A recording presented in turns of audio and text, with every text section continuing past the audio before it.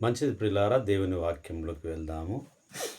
నేటి దినాన మనం నేర్చుకోబోయే అంశము యెజబెలు దుర్మార్గపు రాణి అనే అంశం ద్వారా మనము కొద్దిసేపు ధ్యానము చేద్దాము.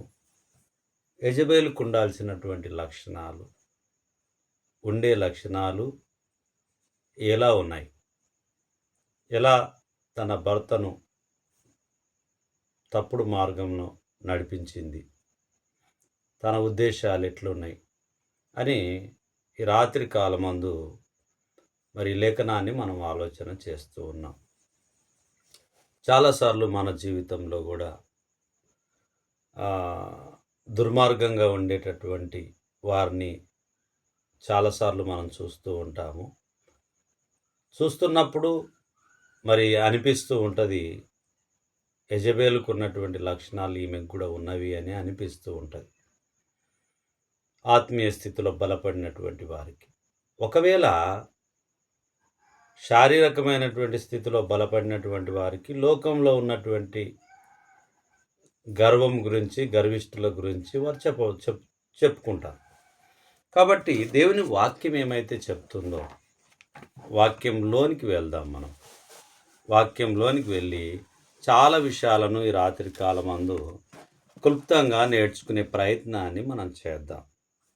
మొదటి రాజుల గ్రంథము 18వ అధ్యాయము 4వ వచనాన్ని మనం చూద్దాం. యెజబెలు యెహోవా ప్రవక్తలను నిర్మూలము చేయుచుండగా గుహలో 50 మందిగా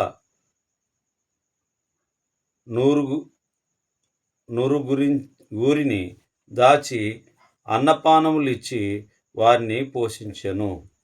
ఎవరు అనేటటువంటిది మనం ఆలోచన చేస్తే మొదటి నుంచి, అనేక దినములైన తర్వాత 3వ సంవత్సరమందు యెహోవాకు ఏలియాకు ప్రత్యక్షమై, నేను భూమి మీద వర్షము కురిపింపబోచున్నాను, నీ వెళ్ళి అహాబును దర్శించుమని సెలవీయగా అహాబును దర్శించుటకై ఏలియా వెళ్ళిపోయెను. షోమ్రోనులో ఘోరమైన క్షామము కలిగి ఉండగా అహాబు తన గృహ నిర్వాహకుడగు ఓబద్యాను పిలిపించెను. ఈ ఓబద్య యెహోవాయందు బహుభయభక్తులు గల వాడై యెజబెలు యెహోవా ప్రవక్తలను నిర్మూలన చేయుచుండగా గుహలో 50 మందిగా 100 దాచి అన్నపానములిచ్చి వారిని పోషించెను. ఇక్కడ ఒకే అధ్యాయంలో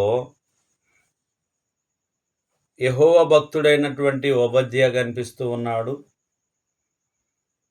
అదేవిధంగా యెహోవా ప్రవక్తలను నిర్మూలం చేసేటటువంటి ప్రయత్నం చేసే యెజబెలు రాణిని మనం చూస్తూ ఉన్నాం.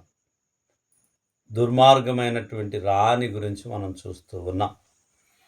మరి ఈ కొన్ని విషయాలను మనము కొంచెం ముందుకు వెళ్దాము. మొదటి రాజుల గ్రంథము 16వ అధ్యాయము 31వ వచనాన్ని మనం చూద్దాం ప్రియులారా. 31, 29 నుంచి చదువుకుందాం. యూదా రాజైన ఆసా ఏలుబడిలో 38వ సంవత్సరమున ఒమ్రీ కుమారుడైన అహాబు ఇశ్రాయేలు వారికి రాజై షోమ్రోనులో ఇశ్రాయేలు వారిని 22 సంవత్సరములు ఏలెను. ఒమ్రీ కుమారుడైన అహాబు తన పూర్వీకులందరినీ మించునంతగా యెహోవా దృష్టికి చెడుతనము చేశాను. నేబాతు కుమారుడైన యరొబాము జరిగించిన పాపక్రియలను అనుసరించి నడుచుకొనుట స్వల్ప సంగతి అని కొని అతడు సిదోనీయులకు రాజైన ఎత్బాయిల కుమార్తె అయిన యెజబెలును వివాహం చేసుకొని బయలుదేవతను పూజించుచు వానికి మొక్కుచు నుండెను. షోమ్రోనులో తాను బయలునకు కట్టించిన మందిరమందు బయలునకు ఒక బలిపీఠమును కట్టించెను. మరియు అహాబు దేవత స్తంభం ఒకటి నిలిపెను. ఈ ప్రకారం అహాబు తన పూర్వీకులైన ఇశ్రాయేల్ రాజులందరికంటే ఎక్కువ పాపము చేసి ఇశ్రాయేలీల దేవుడైన యెహోవాకు కోపము పుట్టించెను. మరి ఎందుకొరకు ఈ అహాబు కోపం పుట్టిస్తూ ఉన్నాడు అని చెప్పి మనం ఆలోచన చేస్తే, దేవునికి ఏదైతే ఇష్టం లేదో, ఇష్టం లేనటువంటి పనిని చేస్తూ ఉన్నాడు. దానికి తోడు మరి ఈమె కూడా దుర్మార్గమైన ఆలోచన కలిగి ఉన్నది. మనము యెజబెలును గురించి ఈ యొక్క అంశంలో ముందు వరుసలో ఉంటున్నాం. ఇందులో అనేకమైనటువంటి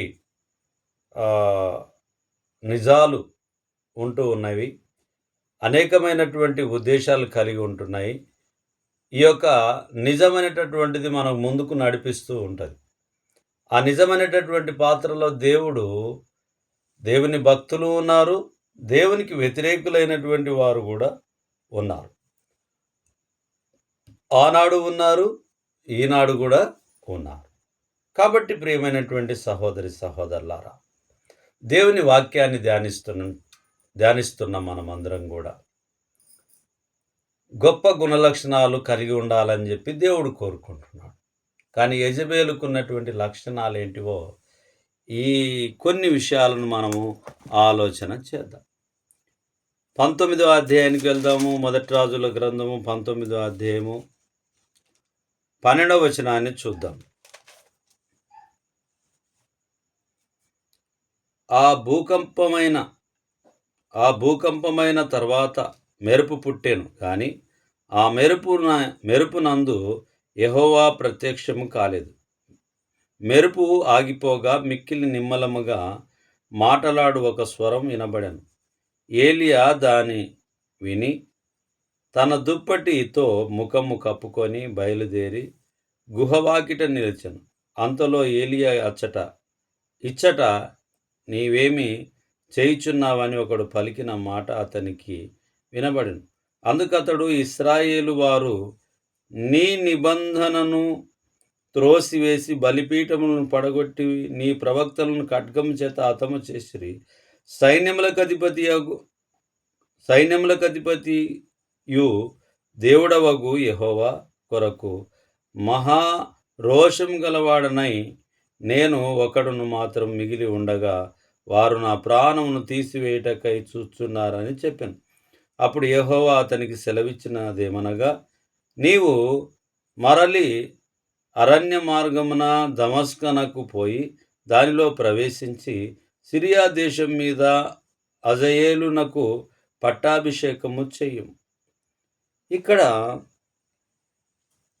మరి చంపడానికి, దేవుని భక్తులనందరినీ చంపడానికి ప్రయత్నాలు కొనసాగుతూ ఉన్నాయి. మరి ఏలియా గారిని కూడా చంపాలనేటటువంటి ప్రయత్నం కొనసాగుతూ ఉంటుండగా దేవుని యొక్క వాక్కు ప్రత్యక్షమై మళ్ళీ ఆయన వెళ్ళాల్సినటువంటి మార్గానికి వెళ్ళమని చెప్పి దేవుని యొక్క మాట. అలాగున్నే ప్రియులారా, మరి 21వ అధ్యాయము 5వ వచనాన్ని చూద్దాం. 21:5.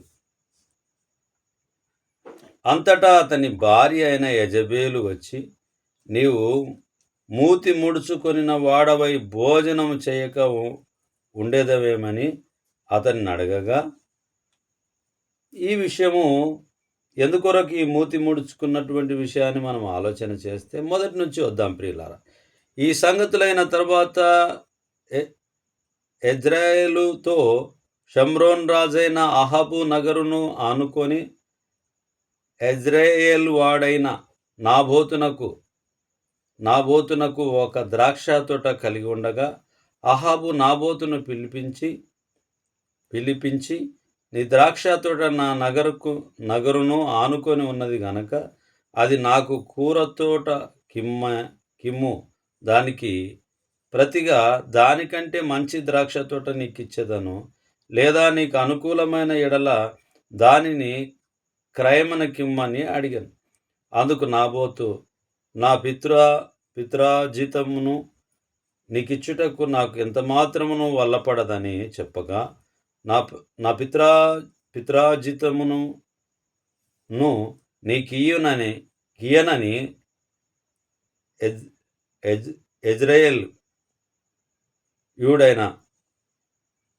యెజ్రెయేలీయుడైన నాబోతు తనతో చెప్పిన దానిని బట్టి అహాబు మూతి ముడుచుకొనిన వాడై కోపంతో తన నగరునకు పోయి మంచం మీద పరుండి ఎవరితోనూ మాటలాడకయు భోజనము చెయ్యకయు ఉండెను.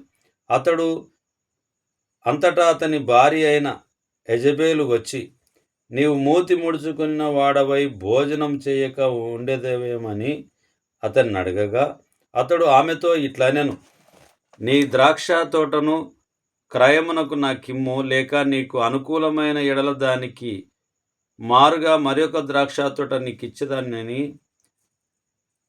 యెజ్రెయేలీయుడైన నాబోతుతో నేను చెప్పగా, అతడు నా ద్రాక్ష తోట నీకియ్యనెను.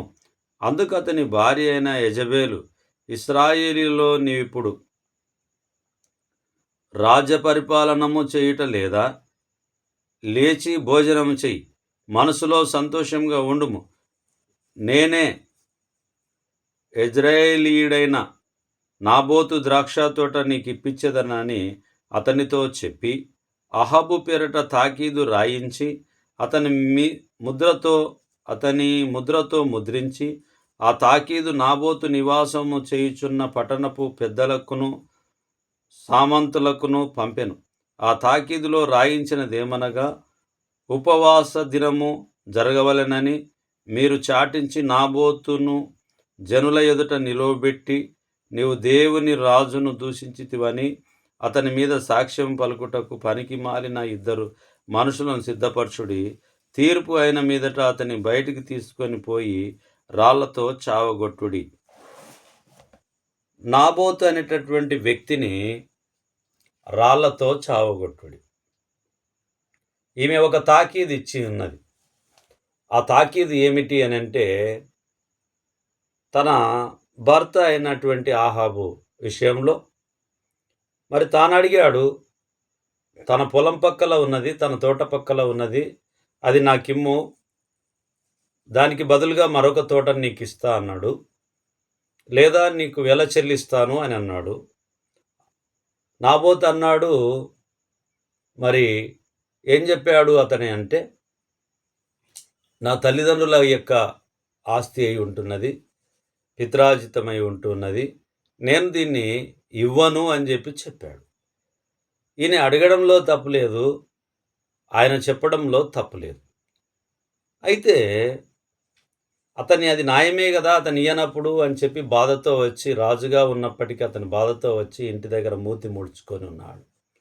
భార్య గమనించి, నీవు తిను, మూతి ముడుచుకొని ఉండడం ఎందుకు, నీవు తిను, అది నీకే అవుతుంది, నేను చేస్తా ఆలోచన అని చెప్పి తాను తన చేతిలో ఉన్నటువంటి పెద్దరికం అంతా కూడా, రాజు చేయాల్సినటువంటి ప్రతి పనిని కూడా ఆమె చేసి మరి తాకీదులు ఇచ్చి, ఆయన మీద అబద్ధం చెప్పడానికి 2 సాక్షులు మీరు పిలువనంపండి, అప్పుడు వెలుపలకు తీసుకుపోయి ఆయనను నాబోతును రాళ్లతో కొట్టి చంపాలి అనేటటువంటి విషయాన్ని ఇక్కడ యెజబేలు యొక్క ఆలోచన అయి ఉంటూ ఉన్నది. యెజబేలు యొక్క ఆలోచన అయి ఉంటూ ఉన్నది. 23వ వచనాన్ని ఆలోచన చేస్తే, మరియు యెజబేలును గురించి యెహోవా సెలవిచ్చినదేమనగా, యెజ్రెయేలు ప్రాకారమునొద్ద కుక్కలు యెజబేలును తిని వేయును, పట్టణమందు చచ్చు అహాబు సంబంధికులకు కుక్కలు తినివేయును, బయటి భూములలో చచ్చువారిని ఆకాశ పక్షులు తినివేయును అని చెప్పాను. తన భార్య అయిన యెజబేలు ప్రేరేపణ చేత యెహోవా దృష్టికి కీడు చేయ తన్ను తాను అమ్ముకొనిన అహాబు వంటి వాడు ఎవడునూ లేడు. మరి 22, ఇశ్రాయేలు వారు పాపము చేయుటకు నీవు కారకుడవై నాకు కోపం పుట్టించితివి గనక, నేబాతు కుమారుడైన యరొబాము కుటుంబమునకును అహియా కుమారుడైన అయేషా కుటుంబమునకును నేను చేసినట్లు నీ కుటుంబమునకు చేయుదునని యెహోవా సెలవిచ్చుచున్నాడు. ఇక్కడ మరి మరణదండన ప్రారంభమయ్యింది తన కుటుంబానికి, యెజబెల్ కుటుంబం అంతటికి కూడా దేవుని యొక్క ఉగ్రత వచ్చి ఉంటూ ఉన్నది. 2వ రాజుల గ్రంథానికి వెళ్దాము, మళ్ళీ ఇటువైపు వద్దాం. 2వ రాజుల గ్రంథానికి వెళ్దాము, 9వ అధ్యాయము మరి 10వ వచనాన్ని మనం చూద్దాం.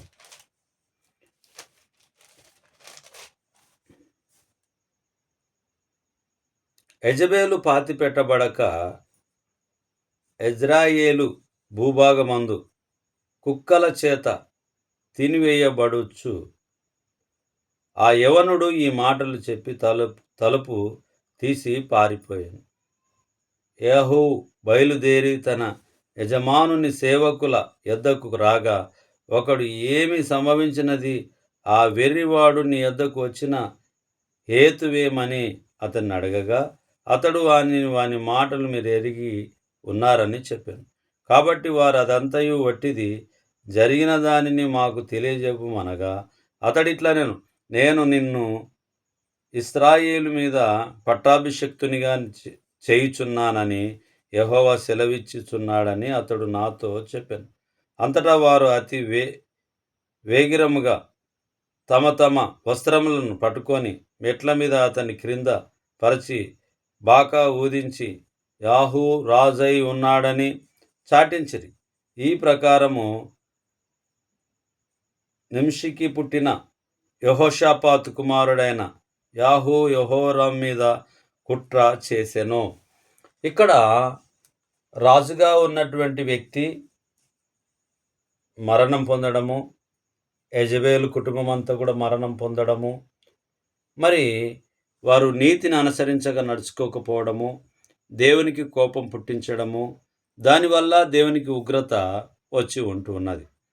మరి 30వ అధ్యాయము 36వ వచనాన్ని చూద్దాము. 30వ అధ్యాయము 36వ వచనం.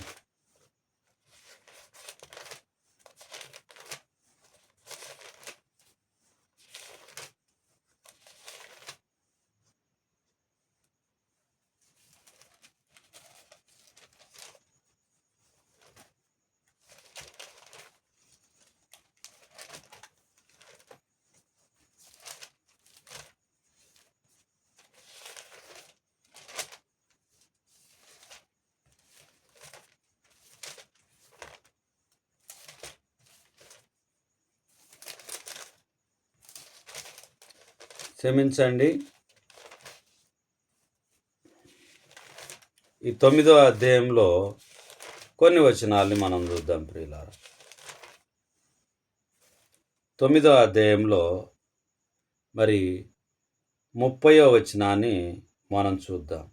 యాహూ యెజ్రెయేలు ఊరికి వచ్చిన సంగతి యెజబెలునకు వినబడెను గనక ఆమె తన ముఖమునకు రంగు పూసుకొని శిరోభూషణములు ధరించుకొని కిటికీలో నుండి కనిపెట్టి చూచుండగా యాహూ గుమ్మము ద్వారా ప్రవేశించెను.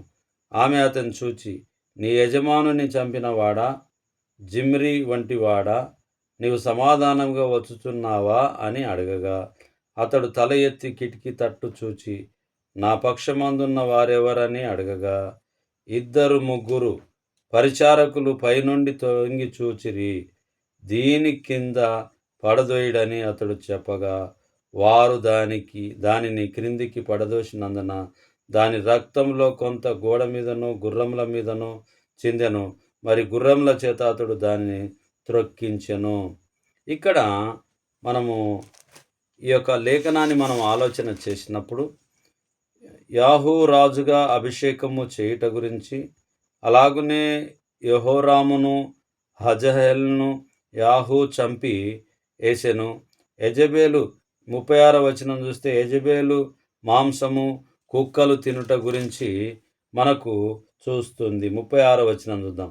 వారు తిరిగి వచ్చి అతనితో ఆ సంగతి తెలియజెప్పగా, అతడిట్లా ఇది యెజబెలని ఎవరునూ గుర్తుపట్టలేకుండా యెజ్రెయేలు భూభాగమందు కుక్కలు యెజబెలు మాంసము తినును. యెజెబెలు యొక్క కళేబరములు యెజ్రెయేలు భూభాగమందు పెట్టవలె నుండును అని తన సేవకుడును తిష్బీయుడనగు ఏలియా ద్వారా యెహోవా సెలవిచ్చిన మాట చొప్పున ఇది జరిగెను. ఎందుకు జరిగెను, ఎలా జరిగెను అని మనం ఆలోచన చేస్తూ ఉంటే, మనిషి ఎప్పుడు కూడా ఎవరికి శత్రుత్వము కాడు. మనిషి స్వతహాగా ఎవరికి ఎప్పుడు శత్రుత్వము కాడు. ఎప్పుడు అవుతాడు అని అంటే, తనలో ఉన్నటువంటి క్రూరమైనటువంటి ఆలోచనలు కలిగినప్పుడు, ఘోరమైన ఆలోచనలు కలిగినప్పుడు, తన ఉద్దేశాలు సరైనటువంటి పద్ధతిలో లేనప్పుడు, ఇతరులకు హాని చేస్తే తనకు సంతోషం అనిపిస్తూ ఉంటుంది. మరి నిజాయితీగా ఉండాల్సినటువంటి వ్యక్తులకు అన్యాయం చేస్తే అది అన్యాయం అని అనిపిస్తూ ఉంటుంది. కాబట్టి ప్రియమైనటువంటి సహోదరి సహోదరులారా, ఈ లేఖనాలు మనకు అర్థం చేపిస్తున్నటువంటి విషయం ఏమిటంటే, పొలం విషయంలో వచ్చిన సమస్య దేవునికి కోపం పుట్టించింది. మరి 1 మనం చూసుకుంటూ పోదాము. మరి మొదటి రాజుల గ్రంథము 18వ అధ్యాయము 19వ వచనాన్ని చూస్తే యెజెబెలుకు ఉన్నటువంటి గుణలక్షణాలను మనం చూస్తాం. 18వ అధ్యాయము 19వ వచనాన్ని మనం చూస్తే ఉండకూడని లక్షణాలు యెజెబెలులో ఉన్నటువంటి లక్షణాలను మనం చూస్తాం. 18వ అధ్యాయము 19వ వచనం. అయితే ఇప్పుడు నీవు ఇశ్రాయేలు వారినందరినీ యెజెబెలు పోషించుచున్న బయలుదేవత ప్రవక్తల 450 మందిని, అషేరా దేవి ప్రవక్తలైన 400 మందిని నా యొద్దకు కర్మేల్ పర్వతమునకు పిలువనంపుమని చెప్పాను. అహాబు ఇశ్రాయేలు వారందరి యొద్దకు దూతలను పంపి ప్రవక్తలను కర్మేల్ పర్వతమునకు సమకూర్చెను. ఏలియా జనులందరి దగ్గరకు వచ్చి, ఎన్నాళ్ళ మట్టుకు మీరు 2 తలంపుల మధ్య తడబడుచుందురు? యెహోవా దేవుడైతే ఆయనను అనుసరించుడి, బయలుదేవుడైతే వానిని అనుసరించుడని ప్రకటన చేయగా, జనులు అతనికి ప్రత్యుత్తరముగా ఒక మాటైనను పలకకపోయిరి. ఇక్కడ చూడండి ప్రియమైనటువంటి వాళ్ళారా, మరి ఈమె చేసినటువంటి పని ఏమిటంటే, విగ్రహారాధనకు పిలువనంపింప చెప్పుట గురించి ఈ యొక్క యెజెబెలుకున్నటువంటి లక్షణంలో మొదటి లక్షణం, దేవునికి కోపం పుట్టించడానికి గల కారణాలు, మొదటి లక్షణాలు ఏంటంటే, యెహోవా దేవుడిని కాదని ఒక బయలుదేవతను పూజించుట గురించి, మరి ఇశ్రాయేలీలందరినీ అక్కడికి పిలువనంపించుట గురించి, మరి కుట్రపూరితమైనటువంటి ఆలోచన చేసిన దుర్మార్గపు రాణిగా యెజెబెలును ఈ మొదటి వచనంలో మనకు గమనిస్తుంది. 19వ వచనంలో మొదటి మాటను ఆమె విగ్రహారాధనకు పిలువనంపించుట గురించి మరి ఇక్కడ మనకు తెలియపరుస్తూ ఉంది. రెండో విషయాన్ని 19వ అధ్యాయము 2వ వచనాన్ని మనం చూద్దాం. 19వ అధ్యాయము 2వ వచనం మొదటి నుంచి కూడా చూద్దాం. ఏలియా చేసినదంతయును, అతడు ఖడ్గము చేత ప్రవక్తలనందరినీ చంపించిన సంగతియును అహాబు యెజెబెలునకు తెలియజెప్పగా, యెజెబెలు ఒక దూత చేత ఏలియాకు ఈ వర్తమానం పంపించెను. రేపు ఈ వేళకు నేను నీ ప్రాణమును వారిలో ఒకని ప్రాణం వలె చేయని ఎడల దేవుడు నాకు గొప్ప అపాయము కలగజేయునుగాక. కాబట్టి అతడు ఈ సమాచారం తెలుసుకొని లేచి తన ప్రాణమును కాపాడుకొనుటకై పోయి యూదా సంబంధమైన బెహర్షాబాకు చేరి అచ్చట ఉండుమని తన దాసునితో చెప్పి, తాను ఒక దిన ప్రయాణము అరణ్యంలోనికి పోయి ఒక బదరి వృక్షము కింద కూర్చుండి మరణాపేక్ష గల వాడై, యెహోవా, నా పితరుల కంటే నేను ఎక్కువ వాడను కాను, ఇంత మట్టుకు చాలు, నా ప్రాణమును తీసుకొనుము అని ప్రార్థన చేశాను. అతడు బదరి వృక్షము కింద పరుండి నిద్రించుచుండగా ఒక దేవదూత వచ్చి అతన్ని ముట్టి, నీవు లేచి భోజనము చేయమని చెప్పాను. అతడు చూసినంతలో అతని తల దగ్గర నిప్పుల మీద కాల్చబడిన అప్పమును నీళ్ల బుడ్డియు కనబడిన గనక అతడు భోజనం చేసి తిరిగి పరుండెను. ఇక్కడ మనం ఆలోచన చేసినప్పుడు మరి 2వ వచనంలో మనం ఆలోచన చేసినప్పుడు యెజెబెలు ఒక దూత చేత ఏలియాకు ఈ వర్తమానం పంపించెను. ఏ వర్తమానము? యెజెబెలు ఏ యొక్క వర్తమానం పంపింది?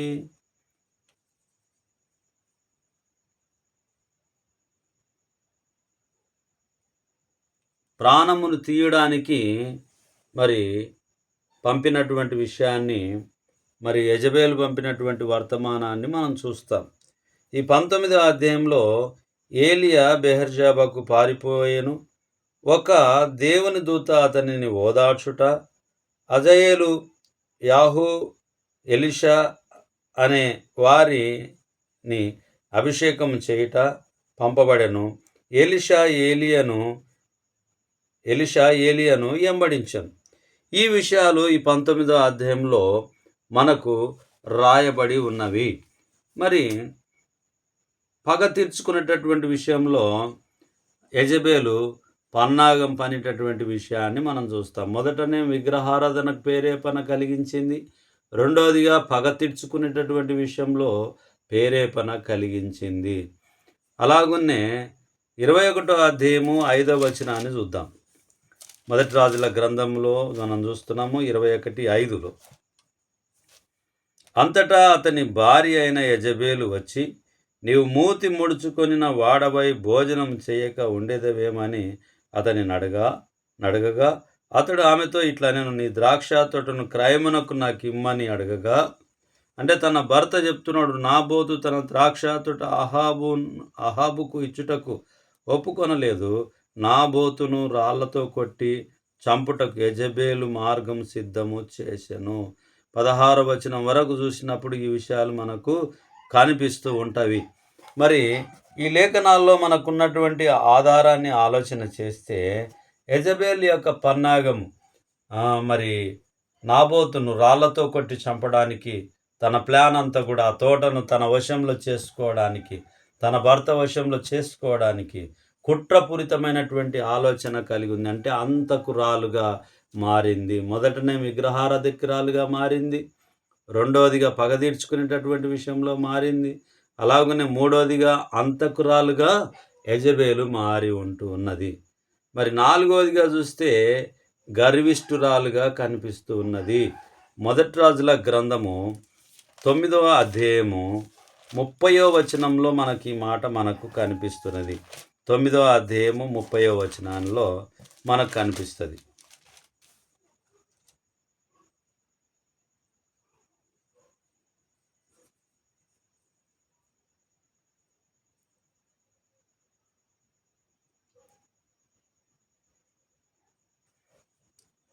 క్షమించండి, 28 నుంచి చదువుకుందాం. 26 నుంచి చదువుకుందాము. 9వ అధ్యాయం మొదటి రాజుల గ్రంథము 9వ అధ్యాయం 26 నుంచి చదువుకుందాము. 28 వచనాలు ఉన్నాయి.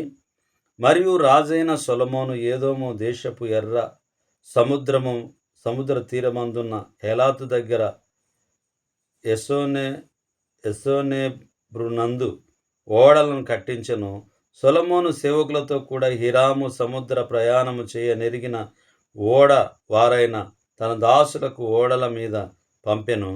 వారు ఓఫీరును స్థలమునకు పోయి అచ్చట నుండి 840 మనుగుల బంగారమును రాజైన సొలొమోను నొద్దకు తీసుకొని వచ్చిరి. ఇక్కడ మనము కొద్దిగా ఆలోచన చేద్దాం ప్రియులారా, కొద్దిగా ఆలోచన చేద్దాము.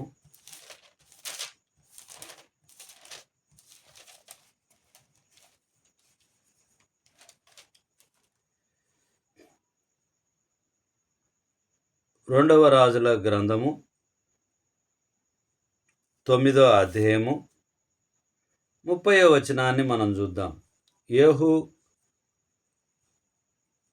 యెజ్రెయేలు ఊరికి వచ్చిన సంగతి యెజెబెలునకు వినబడిన గనక ఆమె తన ముఖమునకు రంగు పూసుకొని శిరోభూషములను ధరించుకొని కిటికీలో నుండి కనిపెట్టుచుండగా. ఇక్కడ 36వ వచనాన్ని చూసినప్పుడు, వారు తిరిగి వచ్చి అతనితో సంగతి తెలియజెప్పగా అతడిట్లా నేను ఇది యెజబెలని ఎవరినూ గుర్తుపట్టలేకుండా యెజ్రెయేలు భూభాగమందు కుక్కలు యెజబెలు మాంసము తినును. ఇక్కడ ఆమె యొక్క గర్వంతనం మనకు కనిపిస్తుంది. 2వ రాజుల గ్రంథము 9వ అధ్యాయము 30వ వచనము. అలాగున్నే మనం ఇంతకుముందు కూడా 2వ రాజుల గ్రంథము 9వ అధ్యాయాన్ని 30-36 వచనాలను కూడా మనం ఆలోచన చేశాం. అలాగున్నే ప్రియులారా 33 నుంచి కూడా మనం ఆలోచన చేస్తే చాలా విషయాలు మనకు అర్థమవుతూ ఉంటాయి. దీనిని క్రింద పడదోయుడని అతడు చెప్పగా వారు దానిని క్రిందికి పడదోసినందున దాని రక్తంలో కొంతగా గోడ మీదను గుర్రముల మీదను చిందెను. మరియు గుర్రముల చేత అతడు దానిని త్రొక్కించెను. అతడు లోపల ప్రవేశించి అన్నపానములు చేసిన తర్వాత ఆ శాపగ్రస్తురాలు రాజకుమార్తె కనుక మీరు వెళ్ళి దానిని కనుగొని పాతిపెట్టుడని ఆజ్ఞ ఇయ్యగా వారు దానిని పాతిపెట్టబోయిరి. అయితే దాని కపములను పాదములను అరచేతులను తప్ప మరి ఏమీ కనబడలేదు. వారు తిరిగి వచ్చి అతనితో ఆ సంగతి తెలియజెప్పగా అతడిట్లా నేను ఇది యెజబెలని ఎవరినూ గుర్తుపట్టలేకుండా యెజ్రెయేలు భూభాగమందు కుక్కలు యెజబెలు మాంసం తినును అని చెప్పి ఆ కలేబేరాలకు పంపించట గురించి మనం చూస్తూ ఉన్నాం. మరి ఇక్కడ ఆమె యొక్క గర్విష్ఠతనంని మనము చూస్తూ ఉంటున్నాం. అలాగనే ప్రియులారా 21వ అధ్యాయము మరి 25వ వచనాన్ని 1 రాజుల గ్రంథం 21-25లో మనం చూస్తే భర్తకు మరి కీడు తలపెట్టడానికి కారకురాలుగా ఆమె నిలబడి ఉంటున్నది. 21వ అధ్యాయము 25వ వచనంలో చూస్తే తన భార్య అయిన యెజబెలు ప్రేరేపణ చేత యెహోవా దృష్టికి కీడు చేయ తన్ను తాను అమ్ముకొనిన అహాబు వంటి వాడు ఎవడునూ లేడు. ఇక్కడ మనం ఆలోచన చేస్తే మరి యెజబెలు జీవితంలో మనము చాలా విషయాలను మనం నేర్చుకోవాల్సిన వారిగా ఉంటూ ఉన్నాం. ఈ రోజుల్లో మనం కూడా ఏం చేయాలి, ఎలా ఉండాలి అని అంటే, భార్య తన భర్తకు సరైనటువంటి ఆలోచన చెప్పకపోయినా పర్వాలేదేం కానీ కీడుకు ప్రేరేపణ కలిగి దేవునికి వ్యతిరేకంగా ఉండడం వల్ల తన కుటుంబం అంతా కూడా చనిపోవడానికి కారణము అయి ఉంది. కాబట్టి ప్రియమైనటువంటి సహోదరి సహోదరులారా, మనం పురుషులమైనప్పటికీ స్త్రీలమైనప్పటికీ యెజబెల్లో ఉన్నటువంటి చెడ్డ గుణాలు మనం ఎవరం కలిగి ఉండకూడదు. ఒకవేళ అది కలిగి ఉంటే మన కుటుంబానికి నష్టం చేకూరుస్తుందని చెప్పి రాత్రి కాలమందు మనం నేర్చుకున్నటువంటి వాక్య భాగంలో చూస్తూ ఉన్నాం. అవును ప్రియమైనటువంటి సహోదరి సహోదరులారా, యెజబెలుకు ఉన్నటువంటి ఆలోచనలు ఉద్దేశాలు మనలో ఉండకుండగా మనము దేవుని కృప చొప్పున దేవుని చిత్తానుసారంగా దేవుని చిత్తానికి తల వంచేటటువంటి వారిగా నీతి న్యాయాలను జరిగించేటటువంటి వారిగా మరి దేవుని కృప వలన మన బ్రతుకును ముందుకు కొనసాగులాగున మనం ఉండాలి. కానీ మరి పొలం పక్కల పొలం ఉందని చెప్పి అది గుంజేసుకుందాం కదా అని చెప్పి, నేను రాజును కదా అని చెప్పి ఆ తాకీదులను ఇచ్చి ఇద్దరు అబద్ధ సాక్షులను పిలువనంపించి పలికిచ్చి వెలుపలికి పోయిన తర్వాత రాళ్లతో కొట్టించి చంపడము, ఇలాంటి పరిస్థితుల్లో మరి యెజబెలు పన్నాగము పన్ని ఉంటూ ఉన్నది. చివరికి ఎవరు దోవుకున్న గుంతలో వారే పడిపోతారన్నట్టుగా యెజబెలు తన కుటుంబం అంతా కూడా నాశనానికి కారకురాలై ఉంటున్నది. ఆమె రాణిగా ఉండి దుర్మార్గపు రాణిగా తయారయ్యింది. న్యాయం తప్పింది, దుర్మార్గపు రాణిగా తయారైంది. మనం కూడా ప్రియులారా, దేవుడు మనకు కూడా కొన్నిసార్లు కొన్ని అధికారాలను ఇస్తూ ఉంటాడు. కొన్ని అవకాశాలను ఇస్తూ ఉంటాడు. కానీ అందులో దుర్మార్గపు రాణి యెజబేలు లాంటి స్వభావాలను మనం అనుసరించక, నేను పెద్దను కదా అని పెద్దరికము చేయక, మరి దేవునికి వ్యతిరేకమైనటువంటి కార్యకలాపాలు మనం చేయకుండా జాగ్రత్తగా మన జీవితాన్ని ఆయన యందు ఉంచేవారిగా మనం ఉండాలి. లేదంటే మన జీవితాలు చాలాసార్లు మనం చూసాం. భారతదేశం అంతట్లో మరి చాలామంది ఉన్నారు, పెద్దవాళ్ళు ఉన్నారు, నాయకులు ఉన్నారు, అధికారులు ఉన్నారు. దేవుడు మంచివారి విషయంలో కృపను చూపిస్తాడు. చెడ్డవారి విషయంలో తప్పకుండా ఆయన తీర్పును ఆయన ఇస్తాడు. మంచైనా చెడైనా దేవుని కృపలో అది ఉంటుంది. క్షమించండి, భారతదేశం అని అన్నాను, కానీ పరిశుద్ధ గ్రంథంలో ప్రపంచమంతటికి, మానవాళి అంతటికి ఈ వాక్యం గుర్తు చేస్తుంది. నేను భారతదేశంలో ఉన్నా కాబట్టి త్వరగా నా భారతదేశం గుర్తుకొచ్చి ఉంటున్నది. భారతదేశం గురించి నేను చెప్పడం జరిగింది. ప్రపంచమంతట్లో మానవునిగా ఆనాడు ఆదాము మొదలుకొని అవ్వ మొదలుకొని పుట్టినటువంటి వారసులుగా ఉన్నటువంటి ప్రతి ఒక్కరికి దేవుని వాక్యం తెలియపరుస్తున్నటువంటిది ఏమిటి అని అంటే, నీతి న్యాయములను అనుసరించి నడుచుకోవాలి. దేవుడు మనకి ఏ అధికారం ఇచ్చినప్పటికీ దేవునికి భయపడే వారిగా, దేవుని చిత్తాన్ని జరిగించేవారిగా మనం ఉండాలి.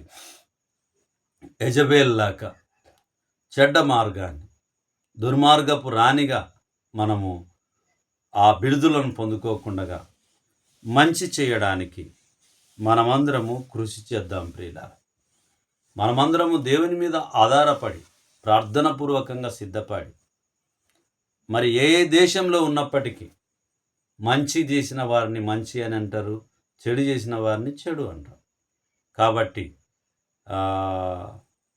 భారతదేశం అంతటి కూడా దేవుని కృప, దేవుని సన్నిధి, దేవుని కాపుదల మా అధికారులకు, మా అనధికారులకు, మమ్మల్ని పరిపాలించే వారికి, మమ్మల్ని ఏలుచున్నటువంటి నాయకులందరికీ దేవుని యొక్క కరుణ, మంచి ఆలోచనలు కలిగించి, మంచి ఉద్దేశములు కలిగి, మంచి పరిపాలన అందిస్తూ ఉంటుండగా నాయనా దీవించమని మేము కోరుకుంటున్నాం. దేవుని యొక్క కృప చొప్పున దేవుని చిత్తంలో మనమందరం బలపడి, మనమందరం ఆశీర్వదింపబడి, మరి దేవుని దయందును మనుషుల దయందును వర్ధిల్లడానికి, మరి దేవుడిచ్చిన అవకాశాన్ని ఈ భూమి మీద మనం సద్వినియోగం చేసుకోవడానికి, మరి రేపేం సంభవించినా మనకు తెలియదు కాబట్టి త్వరపడి మనం ఎవరికి తీర్చకుండా, త్వరపడి ఎవరి మీద కోపపడకుండా, త్వరపడి ఎవరి యందు తప్పిదమ్ము చేయకుండా జాగ్రత్తగా మన నోటిని, మన శరీరాన్ని, మన ఆత్మీయ స్థితిని మనం కాపాడుకుంటూ దేవుని యందలి భయభక్తులు కలిగి జీవించడానికి, మరి మన ఆలోచనలు, మన ఉద్దేశాలు దేవుని చిత్తానుసారంగా ఉండడానికి మనమందరం కూడా ప్రయత్నం చేద్దాం, ప్రార్థిద్దాము, ప్రయత్నం చేద్దాం. చిన్ని ప్రార్థన చేసుకుందాం. మహోన్నతుడా, మహాగణుడా, పరిశుద్ధుడా, మీ పరిశుద్ధమైన నామాన్ని బట్టి మీకు వందనములు చెల్లించుకుంటున్నాం నాయన. ఇదిగో తండ్రి, ఈ రాత్రి కాలమందు మేము నేర్చుకున్నటువంటి యెజబేలు గురించినటువంటి వాక్య భాగాలను, మొదటి రాజుల గ్రంథము, రెండవ రాజుల గ్రంథంలో చూసినటువంటి మాటల్ని మా జీవితంలోనైనా అలాంటి నిర్ణయాలు మేము తీసుకోకుండా మీరిచ్చే ప్రతి అవకాశాన్ని నాయనా మీ వైపు సద్వినియోగం చేసుకోవడానికి నాయనా కనికరించమని, కృపను చూపించమని ప్రార్థిస్తూ ఉన్నా. ఈ లోకంలో ఏ అధికారం ఇచ్చినప్పటికీ, ఏ అవకాశం ఇచ్చినప్పటికీ నాయనా మీ అందు భయభక్తులు కలిగి మీ చిత్తమైన నిర్ణయాలు తీసుకునడానికి సహాయం చేయమని, వాక్యాన్ని వీక్షిస్తున్నటువంటి మా ప్రియులందరినీ దీవించి ఆశీర్వదించి మీరు మహిమ పొందమని ఈ మనవులు మీ కుమారుడు, మా ప్రాణ రక్షకుడు యేసుక్రీస్తు అతి పరిశుద్ధమైన నామంలో బ్రతిమాలి అడిగి వేడుకొని ప్రార్థిస్తున్నాం తండ్రి. ఆమేన్. ప్రభునామమున మీకు అందరికీ వందనాలు.